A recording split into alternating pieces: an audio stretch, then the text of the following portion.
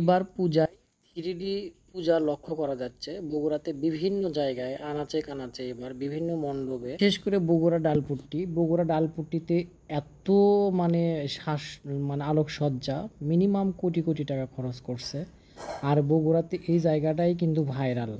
অনেকেই বিভিন্ন জায়গায় ঘোরাঘুরি করে, দিন শেষে কিন্তু এই জায়গায় আসে, আসার পরে আনন্দ নেয়। আর আপনারা কিন্তু ডিজিটাল অর্থাৎ 3D পূজা লক্ষ্য করতে পারবেন একটু পরেই। যারা এখনও দেখতে চান মানে পারেন নাই বা এখানে যান নাই, তারা আসলে বগুড়ার আলোকসজ্জা বা উত্তরবঙ্গের, আমি মনে করি উত্তরবঙ্গের সবচাইতে বিগ বাজেটের একটা মণ্ডপ এখানে। তবে মানে 3D পূজাটা আসলে এবার 25 সালে একবার অমায়িক, অন্যরকম একটা সিস্টেম, অন্যরকম একটা অনুভূতি।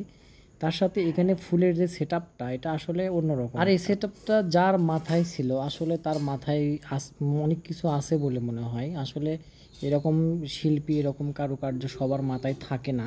হয়তো অনেকের টাকা পয়সা আছে, অনেক কিছু আছে, কিন্তু একটা সেটআপের একটা বিষয় থাকে, আসলে কিভাবে মানুষকে আকর্ষণ করা যায়। আর এই আকর্ষণ করার জন্য কিন্তু দেখেন কত কীরকমভাবে ছবি তুলতেছে, ভিডিও করতেছে। বাচ্চারা কিন্তু অনেক আনন্দ উপভোগ করতেছে। আর এখানকার পরিবেশটাও কিন্তু খুবই ভালো।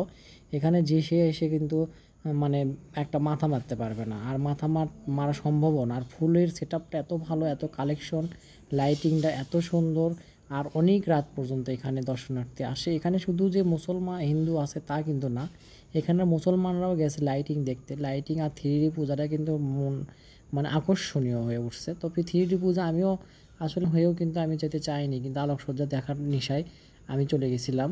তো ভিডিওটা ভালো লাগলে অবশ্যই লাইক, শেয়ার, কমেন্ট করবেন।